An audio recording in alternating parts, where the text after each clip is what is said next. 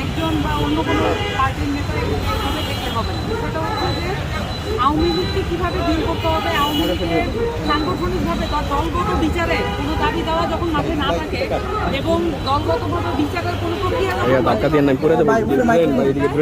আওয়ামী লীগের শক্তিশালী হবে, এটাই খুবই স্বাভাবিক।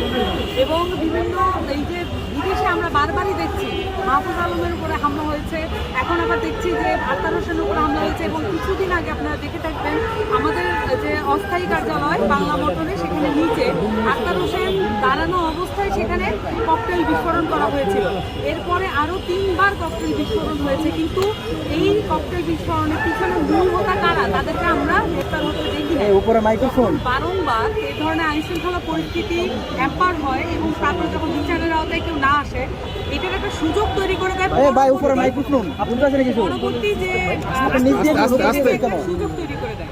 আমার কাছে মনে হয় যে এই ঘটনাটি বিচ্ছিন্ন বা আলাদাভাবে দেখার কোনো সুযোগ নেই, বরঞ্চ এখানে ইউএস অ্যাম্বাসির কতটুকু সংযোগ আছে এটা আমাদেরকে খুঁজে বের করতে হবে।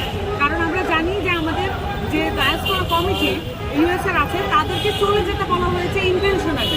কেন তাদেরকে চলে যেতে বলা হলো, কেন তাদেরকে ওখান থেকে এয়ারপোর্ট থেকে তাদেরকে বিতরণ করা হলো, কেন তাদেরকে বলা হলো, মিথ্যা তথ্য দেওয়া হলো যে আমাদের যে আক্তার হোসেন এবং তাসনিম যারা সহ অন্যান্য যে রাজনৈতিক ব্যক্তিবর্গ সকলের জন্য প্রোটোকল রেডি আছে, এই মিথ্যা কথা বলে তারপরে আওয়ামী লীগের জন্য এই সুযোগটা করে দেওয়ার কারণটা কি, এইটা আমাদেরকে খুঁজে বের করতে হবে। এটাকে খুব নিষ্পাপভাবে দেখার কোনো সুযোগ নেই, বরঞ্চ আমাদেরকে এটা বাংলাদেশের এই মুহূর্তের রাজনৈতিক প্রেক্ষাপট অনুযায়ী আমাদেরকে দেখতে হবে।